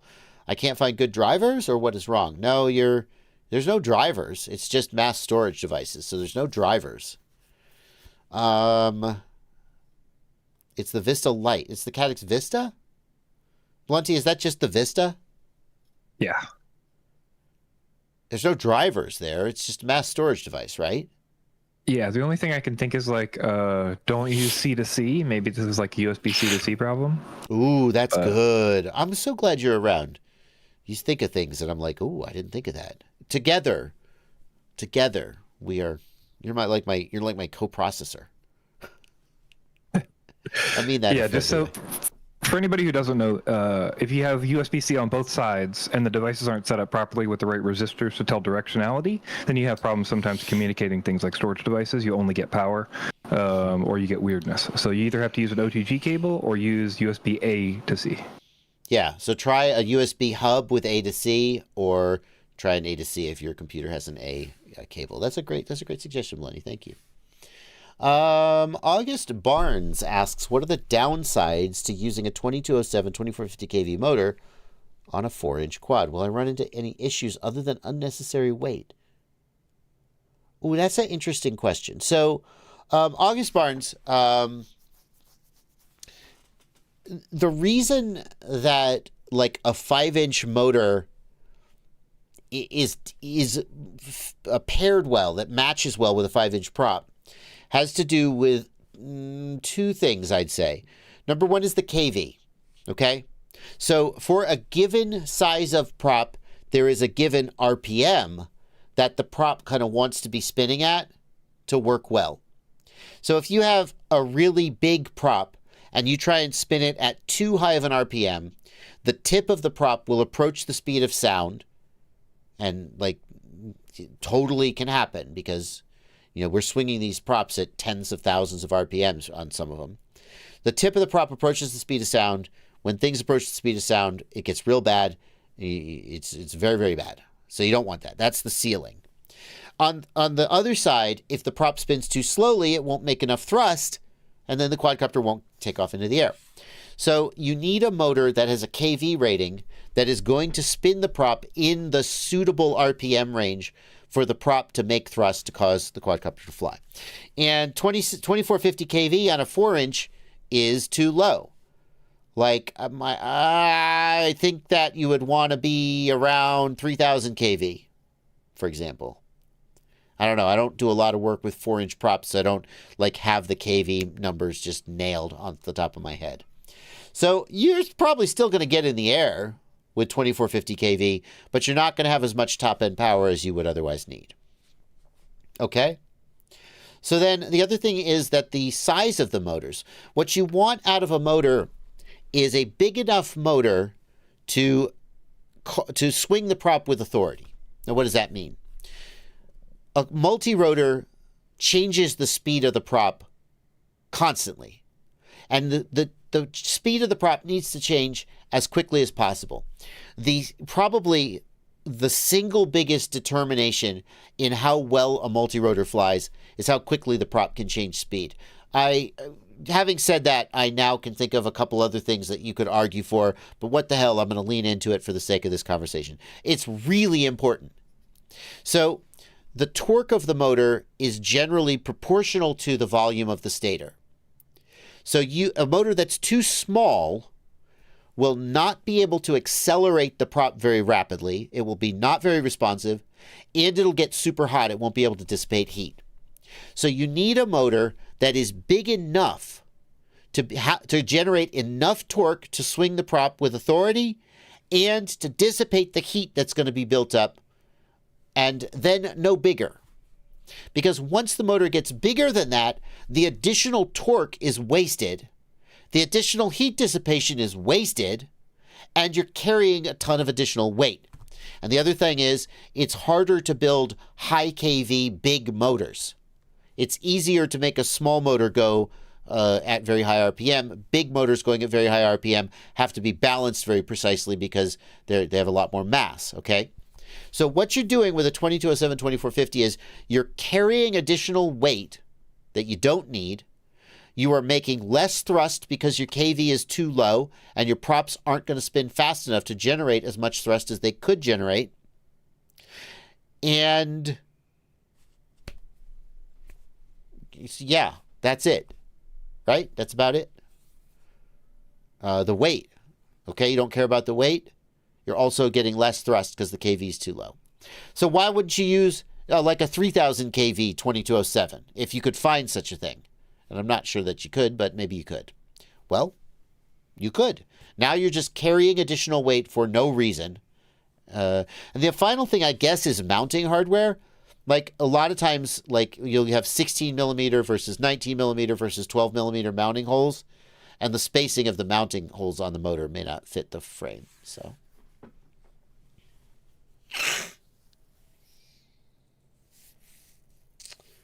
all right.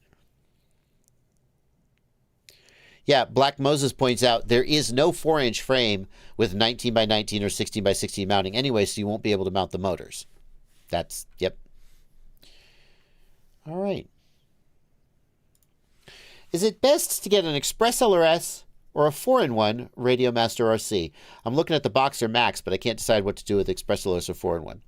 The main reason to get a 4-in-1 would be if you had a bunch of quads already that had FrSky, FlySky, Spectrum receivers in them, and you wanted to be able to bind to them. If you're starting from scratch, just get Express LRS and don't look back.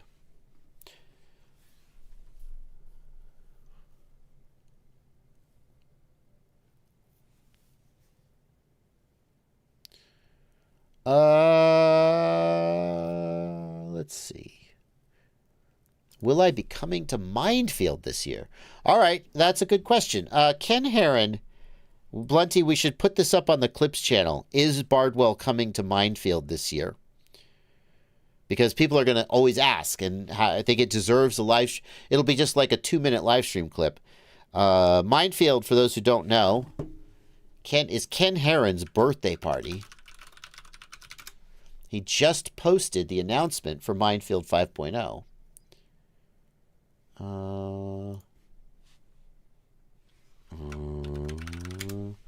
Hello, where is Ken Heron? Ken Heron. Ken Heron.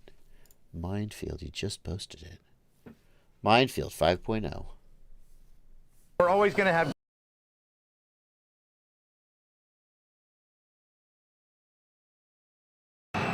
Hey, I'm in Brownsville, Tennessee at Mindfield, announcing Mindfield 5.0. This is the 5th year. I just spoke with the mayor. You're about to get a ride in the goggles with one of our FPV drones. Okay. Oh, hey, that's me. We'll go down low. Whoa! He's going to be here. We're going to put the goggles on him again. It's going to be a lot of fun. It's open to everyone. All kinds of RC, trucks and planes. If it flies or rolls or swims or whatever, it's welcome here. Mindfieldmeet.com. Again, August 24th and 25th. August 24th and 25th, huh? All right. Well, let me look at my calendar. Because what happens is I usually have an appointment that conflicts with that. I've gone to Minefield, I think 1 year I was free. And I would love to go and will go if I'm free. August, what was the date? August 25th, 24th, and 25th. May, June, July, August. August 24th and 25th are currently free. Oh, and even better. Even better. So I have a trip August 28th through the 10th. And I have a trip that starts on August 31st.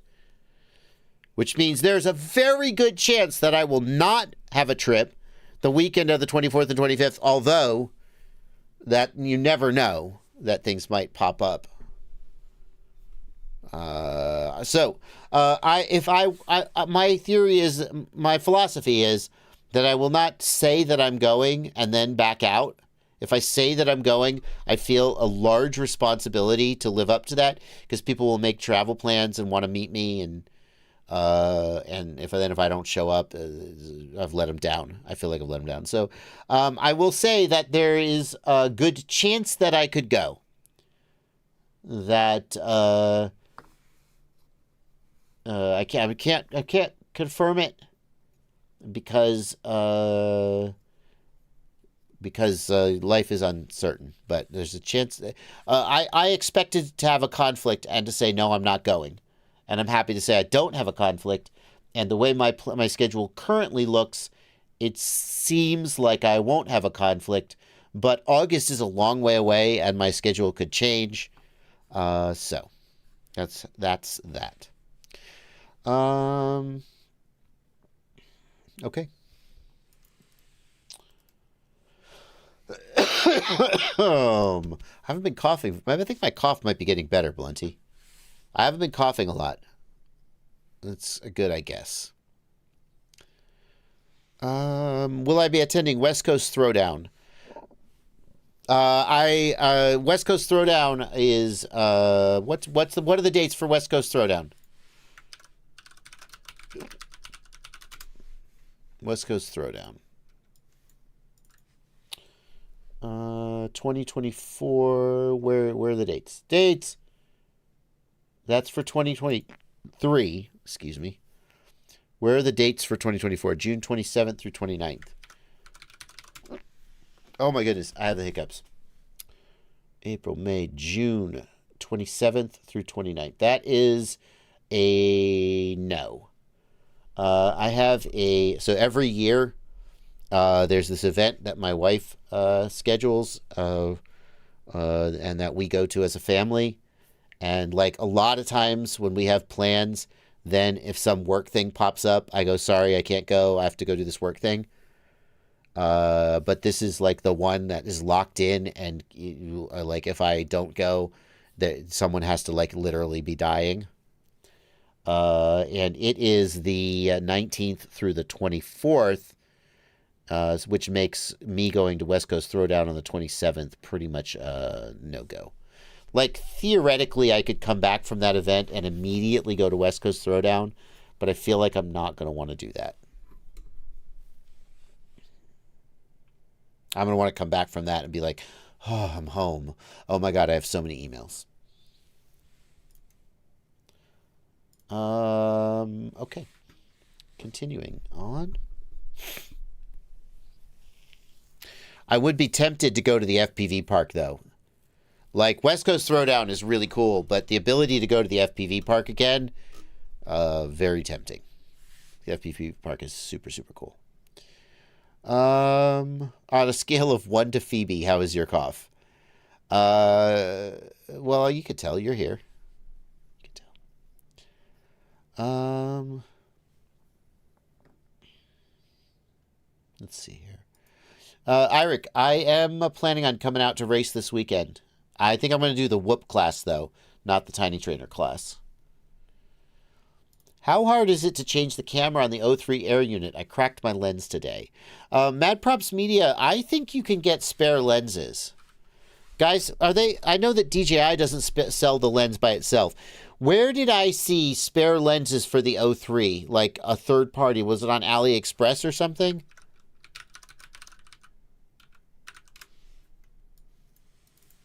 I think I saw them, and I don't remember where.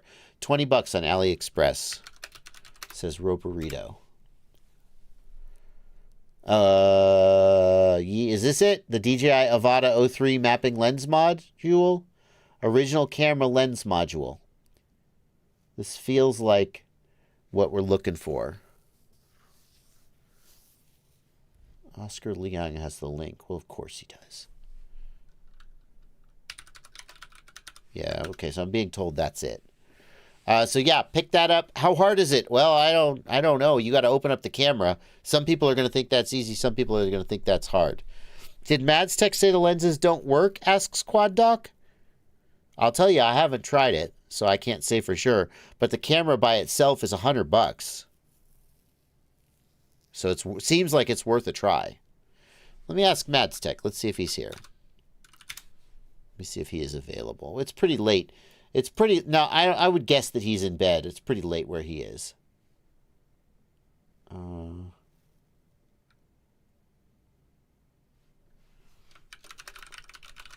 Wait, these are you asking... I'm sorry, I just...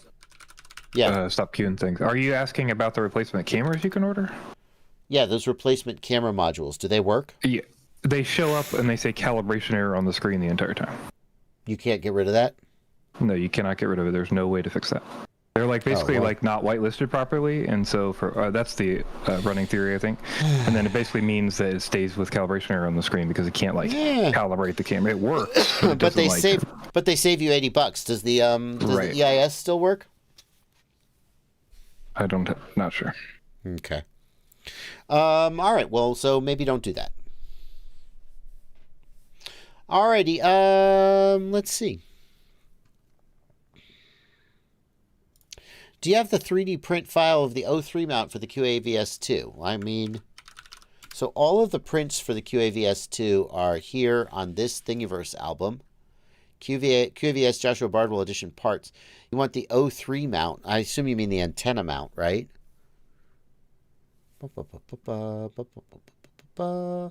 my God, there's so many mounts. Here it is. So it's right here on Thingiverse. The number is 4874074. And that's where that antenna mount is. So you get that right there.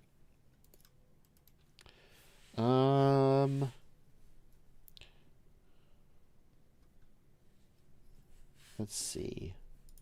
Used Express LRS TX16X for $200 or new Radiomaster Boxer Max for $300. The Boxer Max is pretty nice. Is it $100 nice? Only you can decide. It's pretty nice, though. I don't think that decision's as clear-cut as you might think it is.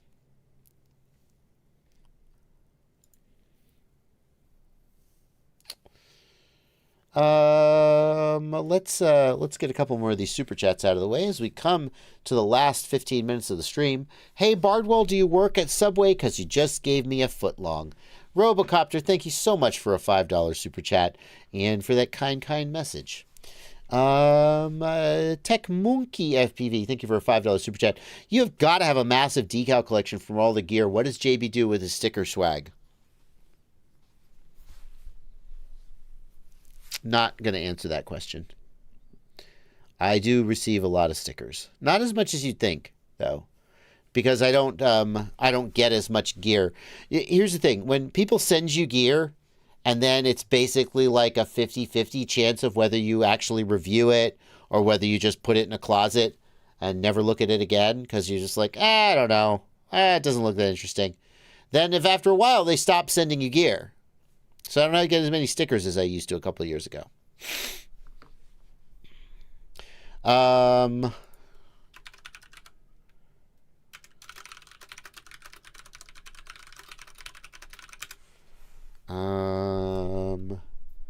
NGF FPV says, hey Joshua, is there a reason we can't have higher resolution or higher FPS analog FPV?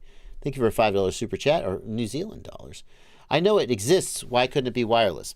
So NFG FPV, there is no reason it can't be, right? It could be, but there are a couple things standing in the way. One of the things is that there hasn't, as far as I know, been a widely developed standard for wireless high definition television, analog television. I'm sure that like somewhere in Japan in the 80s they did it, right? I'm not saying it doesn't exist. I'm sure it does exist. But like the chips that we use to encode our video, those rich wave chips, they're just, that's the exact same standard that's been used for television since the 50s, maybe earlier. And they're just cheap and easy and affordable. But the real reason that analog HD hasn't taken off, in my opinion, is that it takes up a lot more bandwidth. And so, like, when you use digital spread spectrum, you can more efficiently use that bandwidth to move the data. But if you are using analog, it just takes up a ton of bandwidth and it just doesn't use the frequency space very efficiently. Got a question here from Gray Hat. Thank you for $2 more, Gray Hat. Question in the Discord about Avada and remote ID. Just got my Avada 30 minutes before the stream. Is there a way to roll back the firmware before 10-bit and remote ID? No, not that I know of. That firmware, DJI locked it out so you couldn't roll it back, is my understanding. Now, maybe there's a hack that does it. I'm not aware of it, though. Okay? No, you can't. You can't. Yeah, that's my understanding. Butter will not do anything to the Avada because Butter only affects the DJI digital FPV system partition on the goggles. The Avada partition is not affected by Butter. Is that true? If I butter the goggles, does it wipe all the partitions back to factory? It still can't roll back the firmware, though. Can it? No, because Butter only works on the V2. Butter only works on the V2 goggles. Yeah. Oh, so then the drone. So Butter will roll back the V2s, I suppose. But it has no bearing on remote ID. That's all built into the drone. Yeah, the drone will still expect remote ID. That's the problem. So Gray Hat, as I think this through, Butter could roll back the firmware on the goggles, but the drone would still say, hey, you need to be giving me the remote ID information I want, and the goggles won't do that if you've rolled back the firmware. So there's no way to make that Avada work without remote ID that we know of. All right.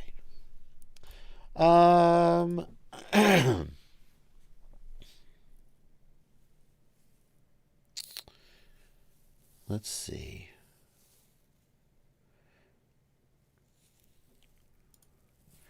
Is it a good idea to move my VTX between builds? No. Not really. I mean, like, if you absolutely have to save money, you can build what's called an FPV backpack, which is like similar to what I put on my car, my RC car. It's like a VTX and camera all in one. It's significantly more likely to break than if you mount the VTX in the expected way. You can do it, though. People have done it. I think most people, I wouldn't say it's a good idea. It is an idea that you might need to do if you just don't have the money, and it can work, but it's not a good idea. How about that?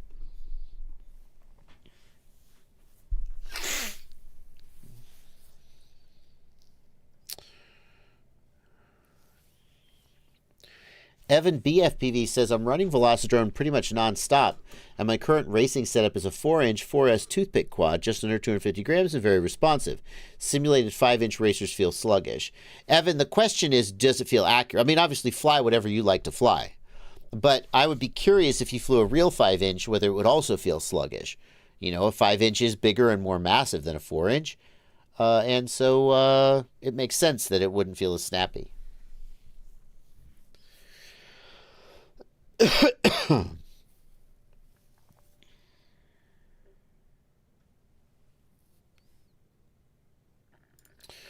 Does anyone know what VTX I should be using given the 04 is coming so soon? Is it? Is it coming soon? Why do you think that? Blunty, is the 04 coming soon? Do you have an opinion about that? I mean, depends on what you define as soon, but no. 6 months at least, I would go. Yeah, we've seen leaks of a new FPV drone and a new set of goggles. We have seen no leaks, not a SKU, not a price list of a standalone 04. Have we? No, I think we should be clear, though. The leaks we saw are not like... There's not like internal DJI documents going around showing these drones. There's not like leaked pictures from Peter McKinnon like we would normally get. There's like people telling us what they've seen data about. You know what I mean? Yeah. Like there's no like actual leaks. So we know what's in development through software and looking into what's been posted, but we don't actually know anything about the products that are being delivered. Right. So obviously we have no inside information.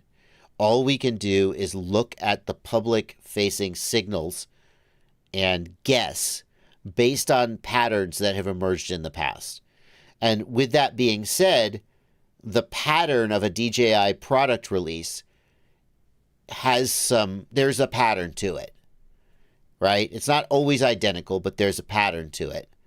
And based on that pattern, I think it's a fair guess that we're 6 months away from a standalone 04 unit.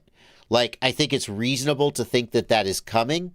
I think it's reasonable to think that DJI will release another drone like the Avata came with the 03. Whatever the successor to the Avata is, will have the 04, whatever they call it.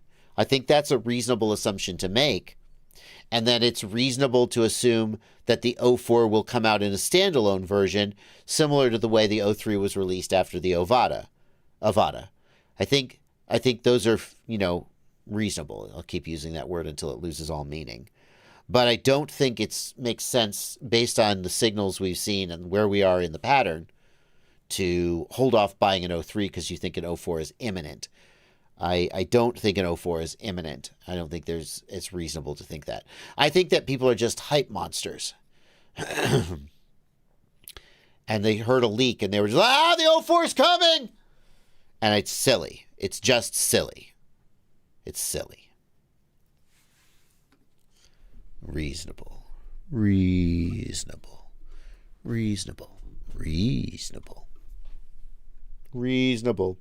Are anti-spark filters worth installing, in your opinion?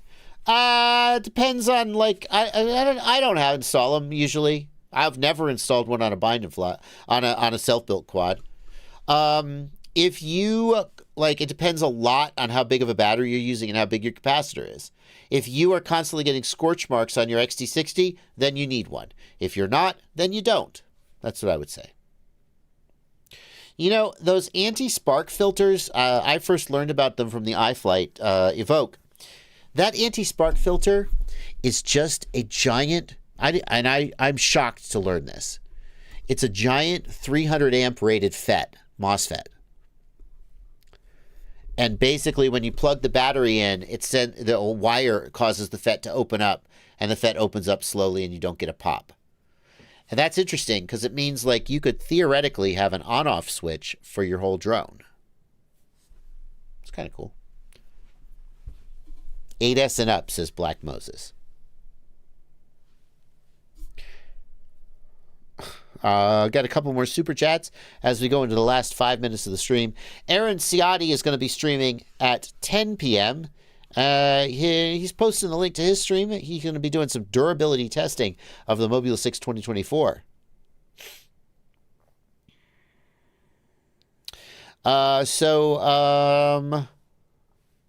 Definitely check him out if you want to keep streaming into the night. We got one super chat here from Atreides. Has anybody ever tried a double stator on a motor? Like a Cinelifter has two motors. How about two stators on one shaft? I don't know why you would do that. I think the commutation would be a nightmare. What's the here's the like Atreides, what would be the advantage of that? Oh my god, the cough's coming back.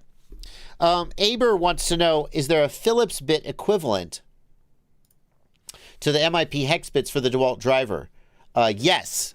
That's funny you asked that. It won't come out. I just bought, oh my god, I'm just making a mess. I just bought this a couple weeks ago. Aber, this is the Dandelier bit set. And I bought it because I wanted variety of bits for my DeWalt driver. I will say it's got a good variety of bits. Phillips head, flathead, some hex bits, etc. I will say that they're a little bit long. I was using the Phillips head bit to drive some screws into wood, and like the length of the driver made it hard to apply enough force to the screw without kind of twinking the screw. Getting them started was kind of a pain in the butt. So like they're like they're not without their downsides, but I really like them, and I'm having I don't know if they're annoyingly long. Like I kind of want them to be a little bit long so I can get in places. They might be annoyingly long. I'm not sure yet, but it was a really complete set, and I liked it a lot. All right, folks, that's going to bring us to the end of the stream. Just a couple of minutes. I always run long and take Ciati's time. Today, I'm going to give Ciati 2 extra minutes. We're going to wrap up here. And, yeah, but what if you needed to get in somewhere, Amin Ra? What if you needed to, like, get in somewhere, huh? Then you'd want to be longer. Have a great night, everybody, and Aaron Ciati, have a great stream. That's going to do it for us. What? For anybody who cares, we will not be back tomorrow for the news. We're off tomorrow. We're taking a day off. That is true. That is true. We have a conflict. All right. Good night, everybody.